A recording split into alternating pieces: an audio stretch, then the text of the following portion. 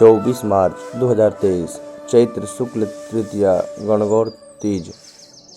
हिंदू पंचांग के अनुसार गणगौर का यह व्रत चैत्र शुक्ल तृतीया को किया जाता है।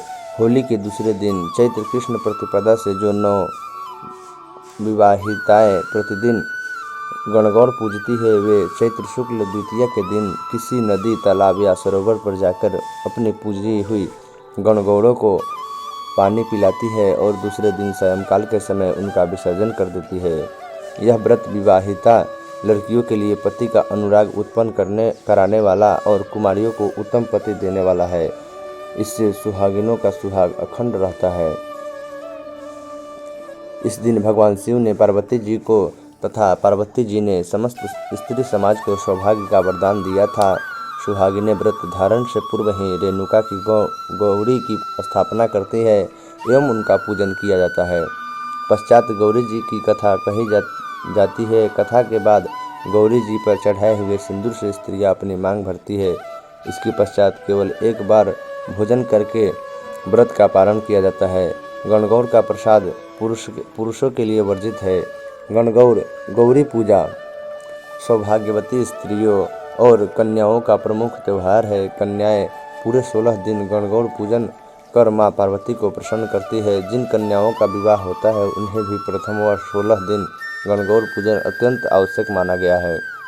अखंड सौभाग्य, उत्तम गुणवान पति एवं ऐश्वर्य तथा भगवान शिव और मां पार्वती के आशीर्वाद प्राप्ति के लिए ईश्वर गणगौर की बड़े उत्साह व उल्लास एवं समारोह के रूप में मनाया जाने वाला त्यौहार है। अविवाहित कन्याएं भी मनवांछित वर पाने के लिए गणगौर पूजा करती है। हालांकि गणगौर का पर्व चैत्र मास की कृष्ण तृतीया से ही आरंभ हो जाता है, लेकिन इस पर्व की मुख्य पूजा चैत्र मास के शुक्ल पक्ष की तृतीया को ही की जाती है। गणगौर व्रत व पूजा विधि। इस पर्व के इष्ट महादेव व पार्वती हैं, जो पूजा व उपवास करने पर सौभाग्य का वरदान देते हैं। सुहागिनें इस दिन दोपहर तक व्रत रखती है व कथा सुनती है, नाचते गाते खुशी से पूजा पाठ कर इस पर्व को मनाती है।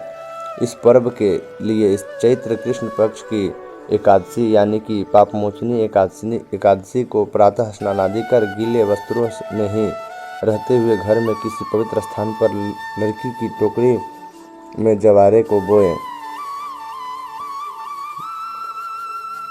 एकादशी से लेकर चैत्र कृष्ण शुक्ल तृतीया तक व्रती एक समय भोजन करे। जवारों की भगवान शिव यानी ईश्वर एवं माता पार्वती यानी गौर के रूप में पूजा करनी चाहिए। जब तक इनका विसर्जन नहीं होता तब तक प्रतिदिन विधिवत पूजा करनी चाहिए। सुहाग की निशानियों का पूजन कर गौरी जी को अर्पित करें। कथा श्रवण के पश्चात माता पार्वती यानी गौरी जी पर अर्पित किए सिंदूर से अपनी मांग भरनी चाहिए। अविवाहित कन्याएं गौरी जी को प्रणाम कर आशीर्वाद प्राप्त करें। चैत्र शुक्ल द्वितीया को किसी पवित्र तीर्थ स्थल या नज़दीकी सरोवर में गौरी जी को स्नान करवाएं। तृतीया को उन्हें सजा धजा कर पालने में बैठाकर नाचते गाते शोभा यात्रा निकालते हुए विसर्जित करें। उपवास भी इसके पश्चात ही छोड़ा जाता है। मान्यता है कि गौरी जी स्थापना जहाँ होती है वह उनका मायका होता है और जहाँ विसर्जित किया जाता है वह ससुराल। गणगौर के पावन पर्व पर आप सबको माता पार्वती और महादेव की कृपा मिले। गणगौर की पौराणिक कथा। एक बार की बात है कि भगवान शिव शंकर और माता पार्वती भ्रमण के लिए निकल पड़े। उनके साथ में नारद मुनि भी थे। चलते चलते एक गांव में पहुंच गए। उनके आने की खबर पाकर सभी उनकी आवभगत की तैयारियों में जुट गए। कुलीन घरों से स्वादिष्ट भोजन पकने की खुशबू गांव से आने लगी, लेकिन कुलीन स्त्रियां स्वादिष्ट भोजन लेकर पहुंचती उससे पहले ही गरीब परिवारों की महिलाएं अपने श्रद्धा सुमन लेकर अर्पित करने पहुंच गई। माता पार्वती ने उनकी श्रद्धा व भक्ति को देखते हुए सुहाग रस उन पर छिड़क दिया। जब उच्च घरों स्त्रियां तरह तरह के मिष्ठान पकवान लेकर हाजिर हुई तो माता के पास उन्हें देने के लिए कुछ नहीं बचा। तब भगवान शंकर ने पार्वती जी कहा, अपना सारा आशीर्वाद तो उन गरीबों स्त्रियों को दे दिया, अब इन्हें आप क्या देगी। माता ने कहा, इनमें से जो भी सच्ची श्रद्धा लेकर यहाँ आई है उस पर ही इस विशेष सुहागरस के छींटे पड़ेंगे और वह सौभाग्यशालिनी होगी। तब माता पार्वती ने अपने रक्त के छींटे बिखेरे जो उचित पात्रों पर पड़े और वे धन्य हो गई। लोभ लालच और अपने ऐश्वर्य का प्रदर्शन करने पहुंची महिलाओं को निराश लौटना पड़ा। मान्यता है कि यह दिन चैत्र मास की शुक्ल तृतीया का दिन था।